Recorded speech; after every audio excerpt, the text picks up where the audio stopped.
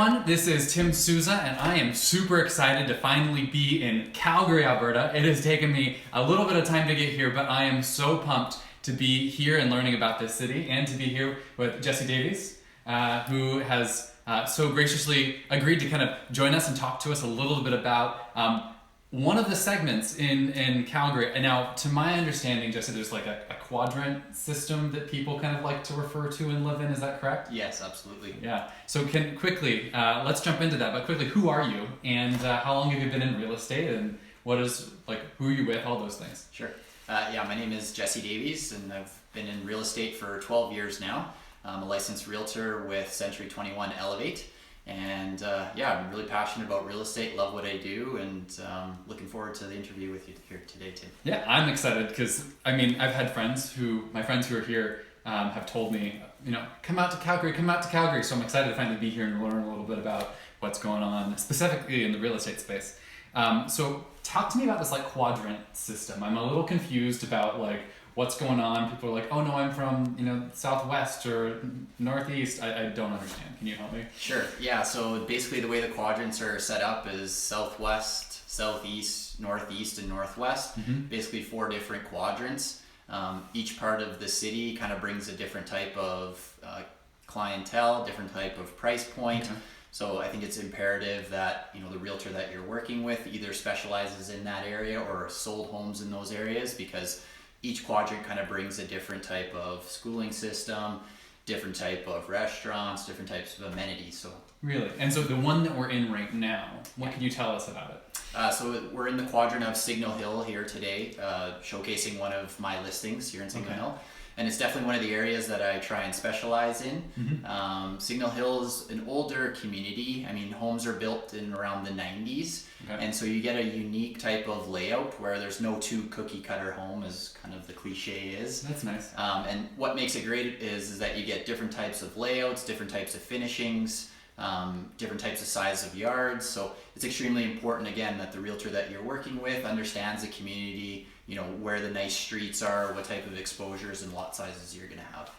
Cool. And so this is part of the Southwest then? Is that yes. correct? Yeah, okay. This would be the Southwest. So what's unique about the Southwest versus the other quadrants? My friends who are from here, they're like, oh no, you live your whole life in one of the quadrants. So what's unique about this one that people love? And yeah, that's funny that you say that. I'm born and raised in the Southwest, and I haven't left. But the Southwest is great for a number of different reasons. Okay. Its proximity to the downtown core.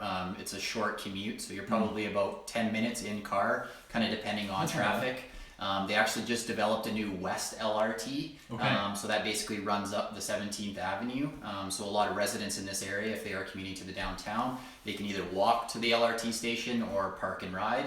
And so I think that's obviously a definite benefit. Huge, yeah. And then the Southwest also features a lot of private schooling as well as public schools that are rated very highly. And so it's a very family-oriented community, and lots of people want to live here. Again, your price point is going to be a little bit higher to live in the Southwest. Okay.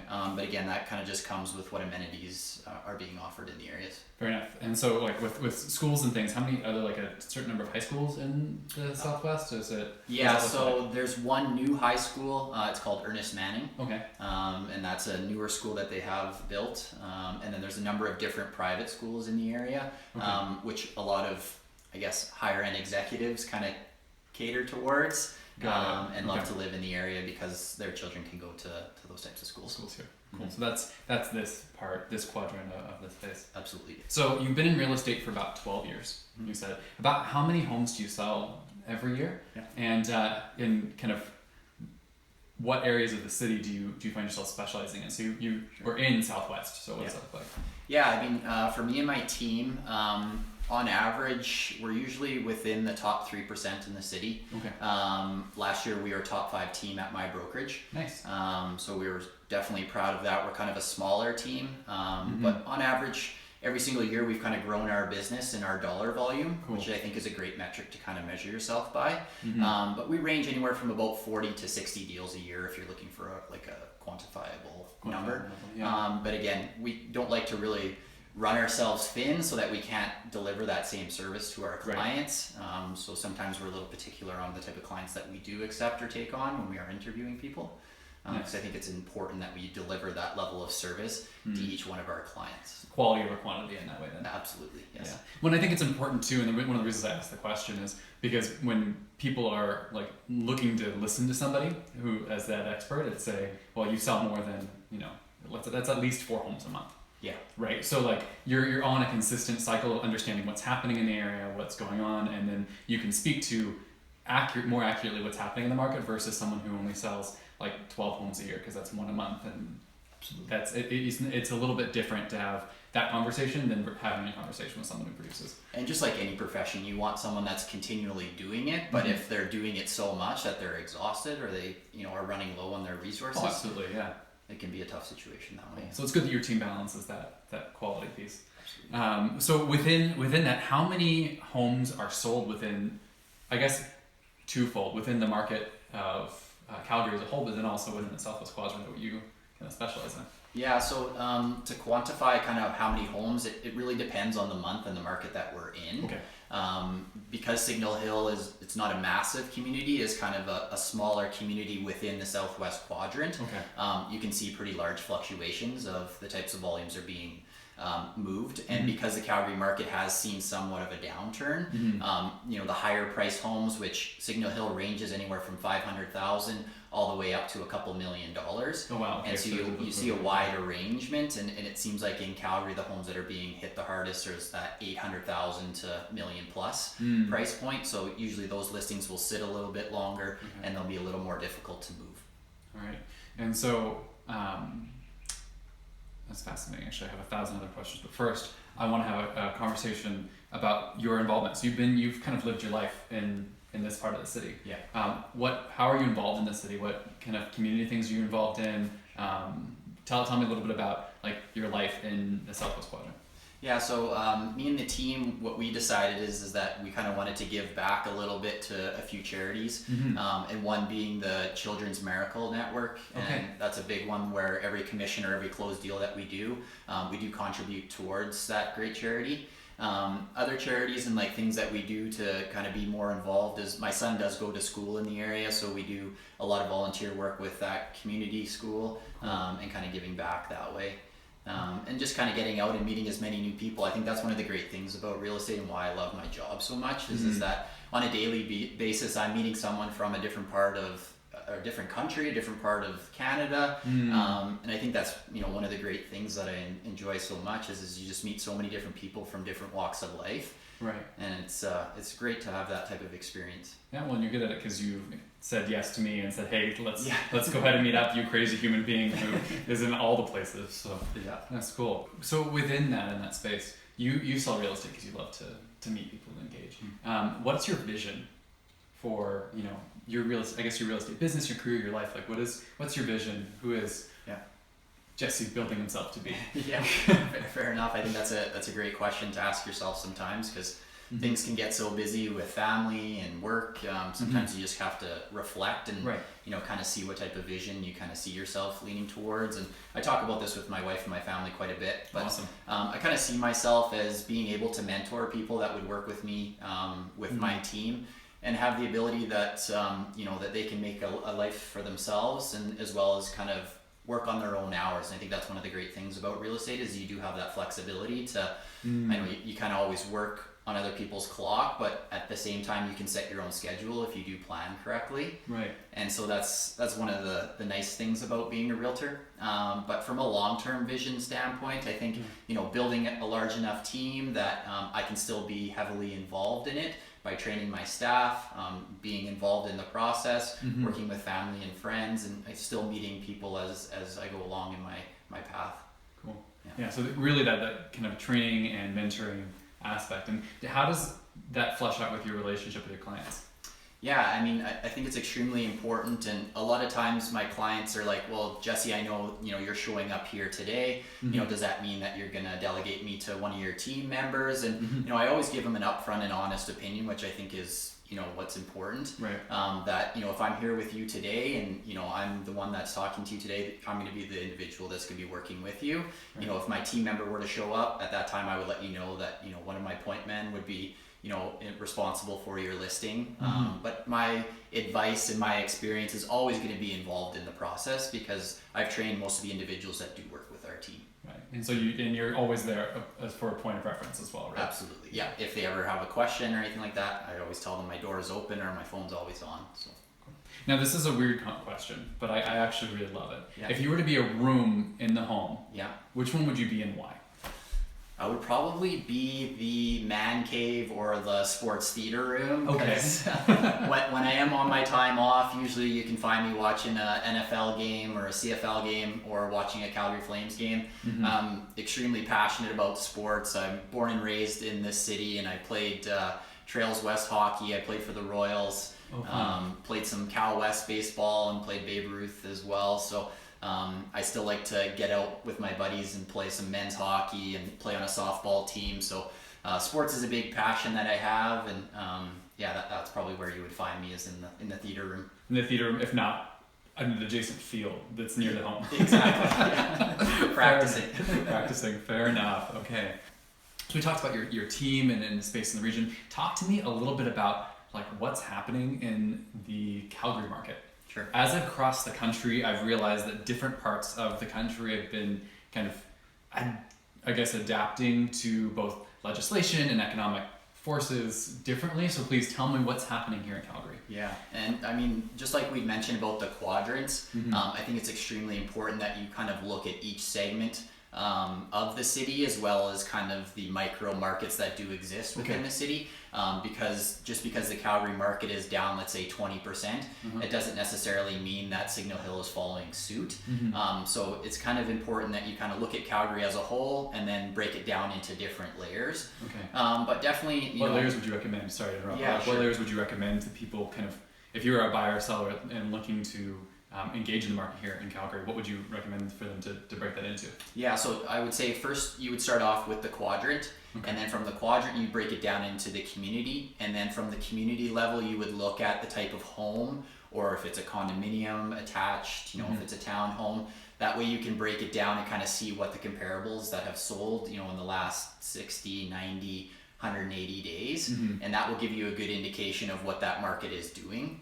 From a seller standpoint, I think you can usually go out about 365 days, and that'll give you a better snapshot of kind of what your neighbor's home sold for, or what a home down the street sold for, which would have a comparable size and lot. And so people in Calgary need to be looking at kind of specifically if it's attached or semi-attached, other homes that are attached and semi-attached. Absolutely. They can't be comparing it to, how do you say? You can't be comparing it to like a 2-story or a bungalow. Yeah, so I mean, you can't compare the condo market to the detached, $1 million market, because they're going to be influenced differently by the stress test, by what the current market is doing here. Calgary is really being hurt in the higher end market, so that price point over $800,000 isn't moving as quickly as your starter home that's in the $400,000 to $500,000 range. So again, it's important both from a buyer and a seller standpoint to kind of look at what your targeted property is, and then kind of work your way out from there.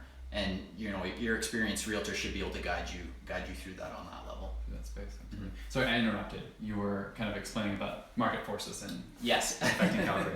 No problem. Yeah, so Calgary market, obviously, I'm sure most people know that we're usually centered around the oil and gas, and oil hasn't been doing so hot here now for quite a while. I mean, we're still getting by, but prices are down pretty substantially. I would say probably in the last 5 years, we're down quite a bit, probably in the double-digit percentage-wise. Condominiums as well has been hit very hard. Seeing lots of inventory levels, because it does take a long time for developers to plan these types of builds. Right. By the time that they're trying to plan, it's very hard for them to time the market. So because Calgary is so cyclical, where you do see lots of peaks and valleys, we're kind of on that valley, hopefully on a rebound at some point here. Right. But with kind of politics and the federal election just passing us here, I think Calgary is kind of in limbo here on what exactly is going to happen in the next 4 years, and especially on the job growth front.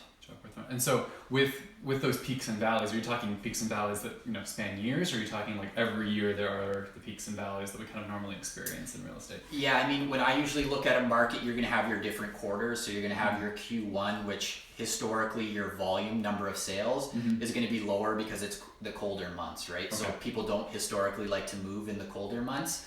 Does that make it more of like a buyer's market then in a Q1, or is that? I think just it doesn't necessarily mean what type of market you're in, because you want to kind of test between what your active listings are and what your sales are. Okay. And usually your months of inventory will dictate what type of market it is.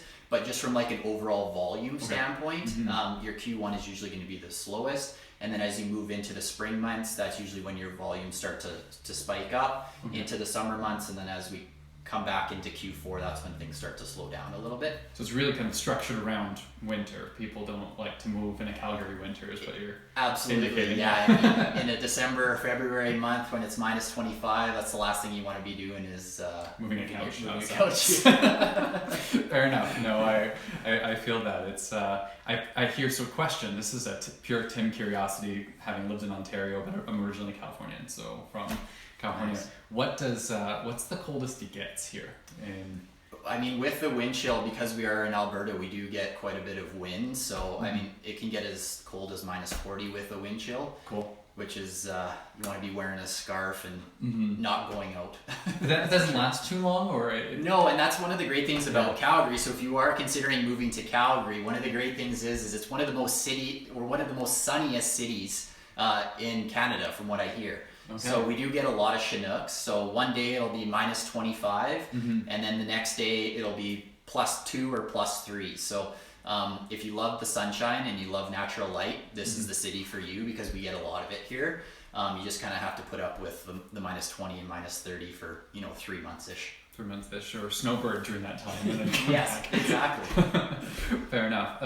So within that, and the way that kind of the weather and the climate affects the market, stuff slows down come winter, and stuff begins to pick up in summer. When is your high season for people buying and selling? Or high season, when is the best time to buy and when's the best time to sell in Calgary? Yeah, and I mean, that's a pretty general question. Again, it would kind of just depend on what the metrics are kind of showing. So, for example, if a pipeline got approved in the middle of December, that would drastically change things. Would it? Or if they change the stress test, again, that would drastically change things in a December month, right? But, kind of historically, that's the way I usually look at things, is the quarters for what the volumes are. Okay. And then as you kind of work through those quarters, you kind of want to look at what your months of inventory are for your type of property that you're looking for.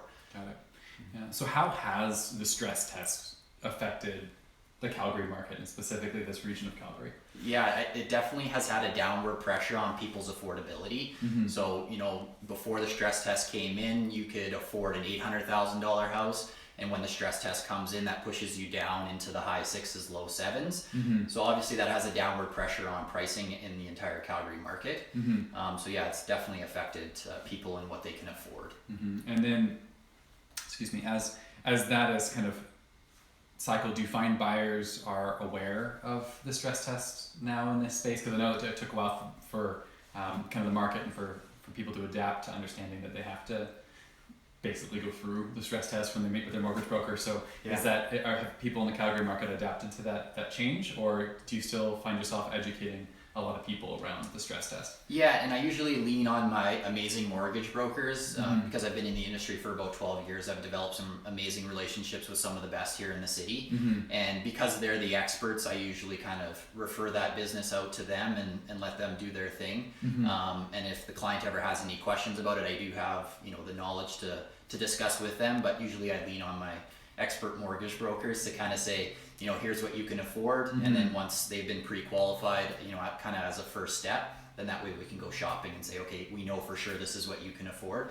And on your point, I don't think a lot of people are aware of how much that affects them. Really? And so I think the media and the mortgage broker and the realtor community has done a pretty good job of, kind of letting them know that just because you think you can afford $800,000, it's always best to speak with a mortgage broker first, just to be reassured of what you can actually afford. Right, and go through the process of getting pre-approved, because you might be able to like preliminarily do something, but that doesn't mean you've fully gone through the stress test. Well, in my early years of real estate, I made the mistake a few times of going out with clients with a price point they thought they would be approved for, and they ended up finding a house that they love, and then when you go to get, you know, the financing, you find out that you can't afford it, and no one really wants to have to go through that, you know, experience of not being able to afford something that you want, right? So.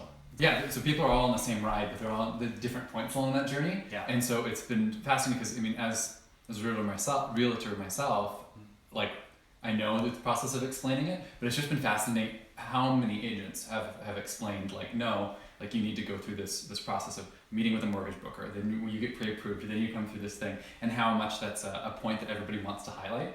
It just tells me how often that agents, no matter where you are and what market you're in, are always struggling and wrestling with. Well, I think it's extremely important that, and it's kind of a mantra that me and my team live by, is that you want your clients to be as informed as possible. Right. Because in the end, realtors and mortgage brokers are really just consultants in the entire relationship of buying and selling homes. You know, the buyers and the sellers are really the ones that are making the decisions and signing the documents. Right. And we just want to provide that information so that they can make an informed decision in the end. Right. And so do you find yourself, in today's, you know, everything Googleable age, do you find yourself being more of a kind of a keeper of knowledge, or do you find yourself being more of kind of like a guide along the journey? I know that, like, there was a point in time when agents were kind of the gatekeepers of knowledge, and now people can Google their quick question. Absolutely. Right. And so do you find people coming to you with better informed questions, or did you find them coming with the same questions that you've seen over the last decade? Yeah, 100%. But I think on your point, relationships are number one. Okay. I want to be that realtor that I'm going to be your family realtor for the rest of your life. And that's kind of the mantra that we have. And I think that's a testament of why we've been able to build our business year after year, is because of the referrals. You know, on that point, I think it's extremely important that when you are dealing with a client, you are informed on their home before you enter the house. And so, yes, clients are going to be a lot more informed of, you know, I know the home down the street sold for this price point, but I think at the same time they need reassurance from someone that's been in the industry of how they're going to market the home, and what the differences are of pricing the home a little bit higher and then reducing to a price down the road, or should we just blow it out the doors from the onset? And I think, you know, being in the industry and doing, you know, 4 or 5 deals a month, you really have a pulse on what the market is doing. So you can kind of get creative of, you know, what type of strategy or what type of marketing we should do for this home at this point in time. Because it's not as easy as a cookie cutter, and I never walk into the same home with the same marketing plan, because each home is going to need a different type of strategy or a different type of plan that needs to be put in place. So actually talk to me about that for a second. Sure. When engaging with your team, how do you, I guess, leverage technology? What is it like to be in your client family? Like, talk to us a little bit about that. Sure. Actually, and as you do you mind stepping maybe a foot this way? Yeah. From like a communication standpoint, we're constantly keeping our consumers apprised. So we do a monthly newsletter, which is keeping them apprised of what's happening in the market, as well as we advertise our active listings. So our active listings would be on that newsletter, so they can kind of see, you know, what is a condo that would be similar to theirs going for. So your client family just basically gets to keep up to date with everything that you're selling, so that they can kind of have a sense of what a pulse on the market a little bit. Absolutely. Yeah. And then on another level, what we're doing from a marketing standpoint, like to sell homes, is that what you're? Yeah. So like how do you guys leverage technology? I guess as a whole, like what does it mean to be like as a client in Jesse's client family? What does it mean to be a part of someone who's like leveraging tech? And what tech are you leveraging, both from, I guess, a marketing, from like a back end, from a like maybe pieces that are behind the curtain that most people don't get to see, because they get to see your polished self like come out and say, how much time do we have? You've got like 3 hours. Go for it. I'll just okay. But from like a marketing standpoint, we are using a lot of new technology. So social media, obviously everyone knows how big that's become. Right. That's a centerpiece of the way that we get a lot of exposure or eyes onto our properties and our listings. Because in the end, I think when you are hiring a real estate agent, that's what you're hiring us for, is to get as many eyes on your beautiful photos as possible. And we do that through a number of different advertising mediums, one being social media. So Facebook, Instagram, LinkedIn. And when we are doing these advertisements, we're actually going behind the scenes and setting these ads up based on who we think the demographic that we're going to be targeting. Okay, so talk to me a little bit about that. Yeah, so when you are setting up an ad on these mediums, you want to kind of walk into the home and be like, who's going to be living in this house? So if we take this home, for example, it's probably going to be a family of 3 or 4. They might have a mother-in-law that's living with them, so they have a bedroom on the main floor here, which would work perfectly for that. Like a mother-in-law suite type thing. Absolutely, yeah. So when we are creating these Facebook or Instagram ads, we're targeting people that are married or may have children, and Facebook actually gives you the ability to tailor these ads toward these types of clientele. I know it is a little bit scary. So we'll keep our commentary on whether or not that's a good thing off the side, but it does allow you to be able to say, hey, we can reach the target demographic that would be... And make the best use of our ad spend on that particular property. And our sellers absolutely love this because we've had really good conversion rates. Okay. Because we are tailoring an ad to who we think is actually going to live in it. Why would you advertise a home to someone that's 70 years old that would be looking to downsize? It's just a waste of your advertising dollars. Right. And so Jesse's team does a great job at being a part of Jesse's client family then would be saying like, hey, these guys know what kind of people are going to be buying my house because you've been specialized in this area for a while. For sure. And then you'll be able to find those people online. So so you do that on Facebook, on LinkedIn, on Instagram. Yeah, that's cool. And then we're also using digital marketing, similar to what Amazon is doing, where let's say you were searching for a microwave or a fridge, and lo and behold, the next day you go onto the Calgary Herald with your coffee, and wow, there's that fridge at a price way discounted. So we do similar things. I won't get into too much depth of that, but my SEO team basically delivers our ads, so our listings. So the Signal Hill listing, for example, would target people that would be searching on Google for Southwest homes for sale or Signal Hill homes for sale, so that our team knows that when that consumer is on a local newspaper site or a local sports site, to serve them that ad so that our properties are getting in the face of people that are living in Calgary or are searching for key terms like Signal Hill homes for sale. Perfect. And SEO stands for search engine optimization for those who maybe aren't familiar with the term. Which is super cool, actually. Like, I know that was one of the questions you asked me, how are you leveraging SEO? I'm like, that's a project for the holidays because I know I want to and I need to, and coming from a tech background, like I recognize the value of it. So that's really cool that you guys are kind of on the ball with that stuff. And I'm not sure how you found me to pick me to interview. I assume you probably Googled Calgary Realtor or something along those lines. So I was looking at so realtor.ca and then like top rated agents in the area. And so those between those is what I reached out to kind of a few of the top agents and then names on that list. Yeah, we're very passionate about our reviews. And actually in 2018 I won the top rated realtor by ratemyagent.com. That was the website I was looking at. Okay, yeah. So I was actually pretty humbled that they emailed me and said, hey, congratulations, you'd won the top rated agent. And I kind of let all of my clients know because they're the ones to thank because they're the ones that provide the reviews online. So.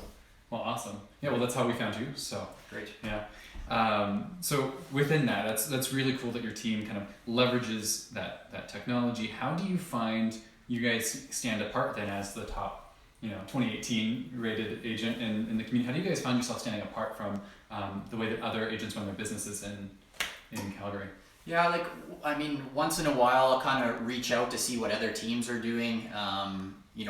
I've been in the industry for 12 years, so I've developed some really great relationships with some of the top producing agents here in the city. So I kind of like to share what I'm doing, they share what they're doing. That's cool. So there are a lot of synergies that do go on within the Calgary market, but we kind of like to keep our tech stuff as cutting edge as possible. Right. My wife is a residential appraiser, so that is another aspect that we do kind of bring to the team. So she's constantly learning about valuations, what the market is doing. Of course, yeah. And so that's a great perspective that kind of brings an asset to our team. So when we are training most of our agents, we are training them on the appraisal Canadian Institute of how to make adjustments for square footage for one, or lot size, or upgrades. So that's cool. That's Can you benefit. share with me as someone who's, I guess, from Ontario but not even originally from Canada, what that all looks like from a Canadian lens?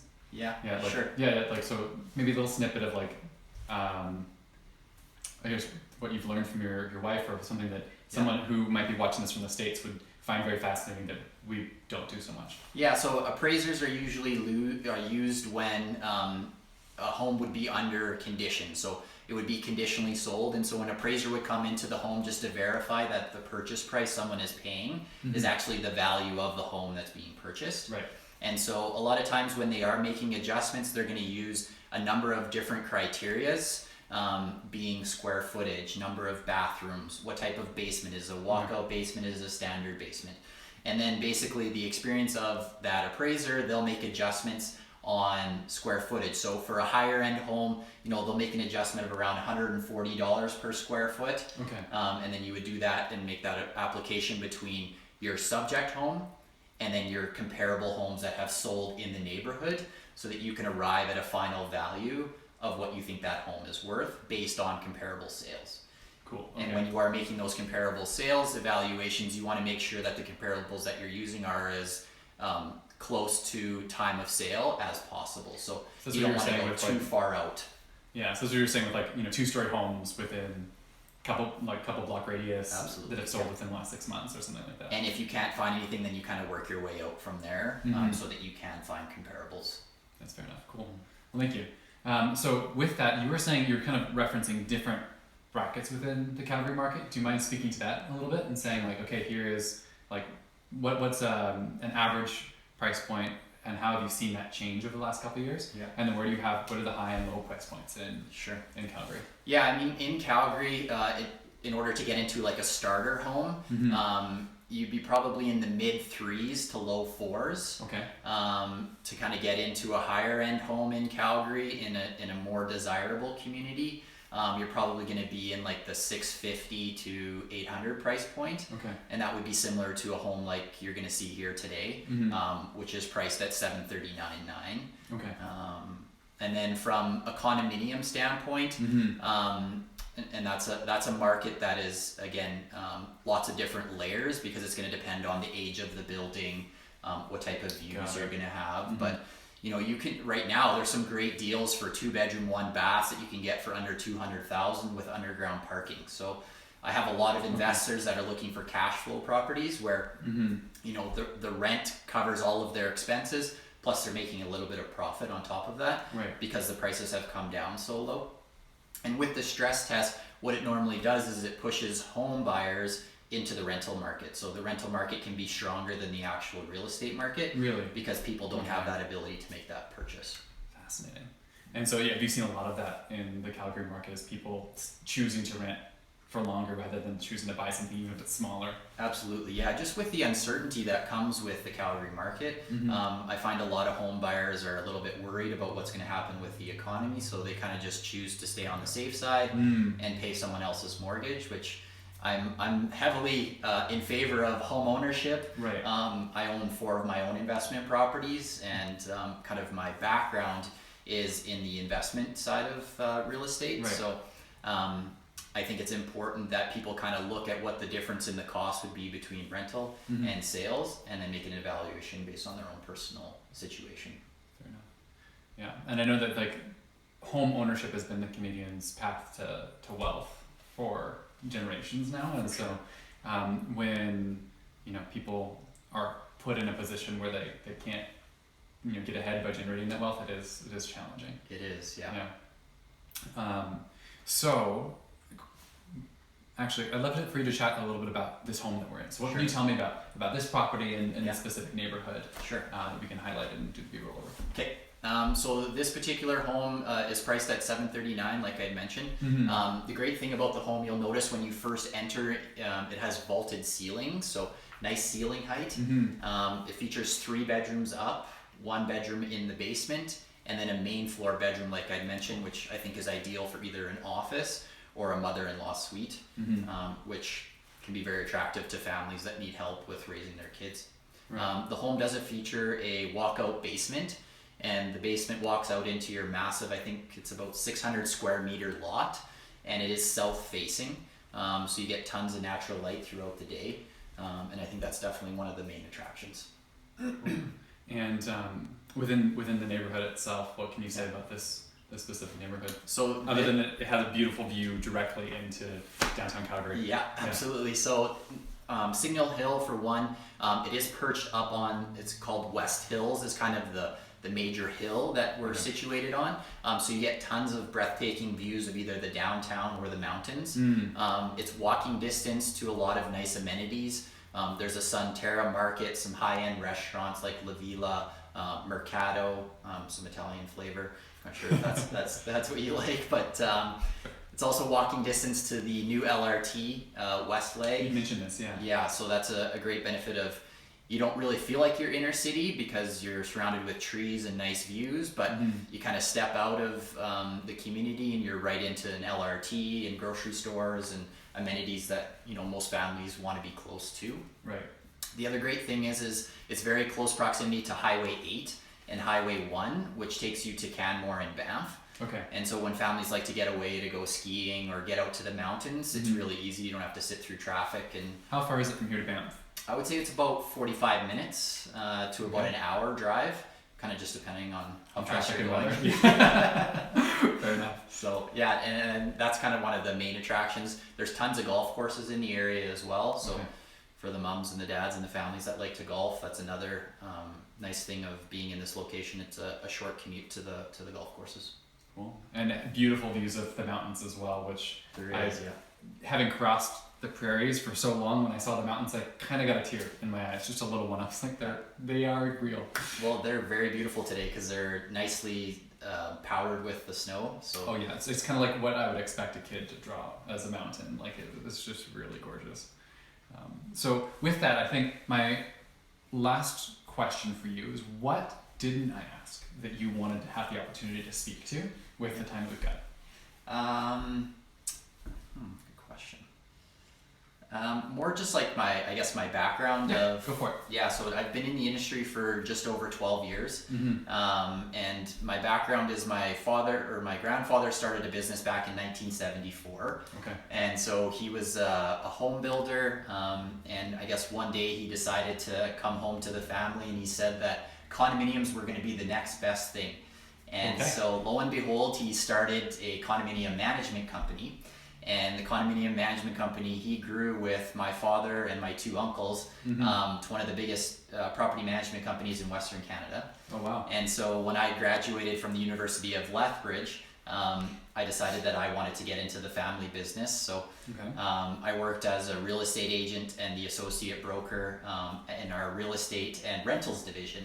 And so basically I worked on signing portfolios up of investors who would have 2 or 3 rental properties that we would rent out for them. So I can remember in the summers when I first started, I was cutting grass, shoveling the snow for the company, kind of making a living as I was going to school, and then kind of worked my way up to an associate broker level.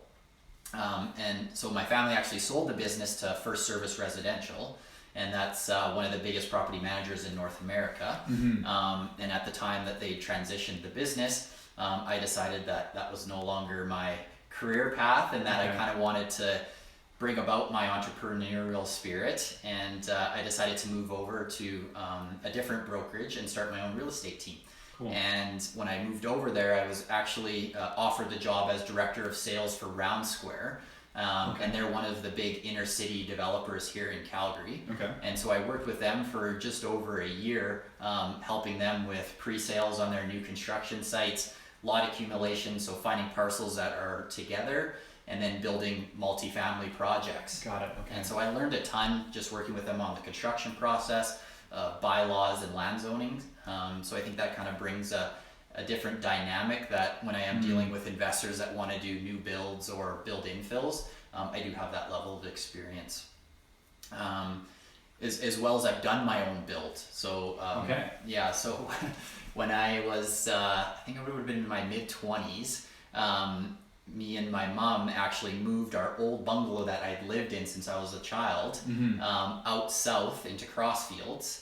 And we built a side-by-side duplex. And so we went through the architectural planning, through the bylaws, and actually GCing the entire project. So I learned so much from just coordinating an entire project in a new construction build. That it was a great experience for me, and I kind of bring that to what I do today to help my clients. So basically you're saying you know nothing about investment or condos or building things. Yeah. and I always find it funny when people are like, so where do you specialize or what do you specialize in? Right, yeah, that was one of the questions I asked earlier. Yeah, so I feel like just with my level of experience and the knowledge that I do have, that I can't really say that I really specialize in one thing. I feel like I specialize in a lot of different things. It's like you built a toolbox that kind of covers the whole spectrum of real estate a little bit. Absolutely, yeah. Yeah, that's really cool. Well, with that, I just want to say thank you, Jesse, for your time today. This has been, actually, to me, it's been educational and very interesting, and I would love to spend more time, but I know we want to respect the home that we're in and the family who's here. So thank you very much. Yeah, thanks, Tim. I appreciate the opportunity to meet you and for the interview. Absolutely, yeah. This has been fun, and I can't wait to continue this conversation as time progresses and see where we go. Awesome. And we will see the rest of you in our next episode, actually here in Calgary, or check out another quadrant, look at another home. But it has been super exciting to have you with us. So if you have not followed us on Facebook, like or subscribe down below, click the little bell thing. Please feel free to do that. Also on our Instagram page, they're all real estate en route. So if you're looking at this and you're on our Facebook page, like it. If you're on our YouTube, subscribe. If you haven't followed us on Instagram, that's kind of where you get the up-to-date stuff. I would go there, real estate en route. Jesse, where can they find you? They can follow us online. Our website is jdrealestatecalgary.com or jessedavies.ca. You can follow me on Instagram at jdrealestatecalgary or on Facebook just under Jesse Davies. Perfect. And so that you don't have to remember all that, we'll put it down below in the description. But Jesse, thank you very much for joining us today. Thanks, Tim. Yeah. Cheers, everyone.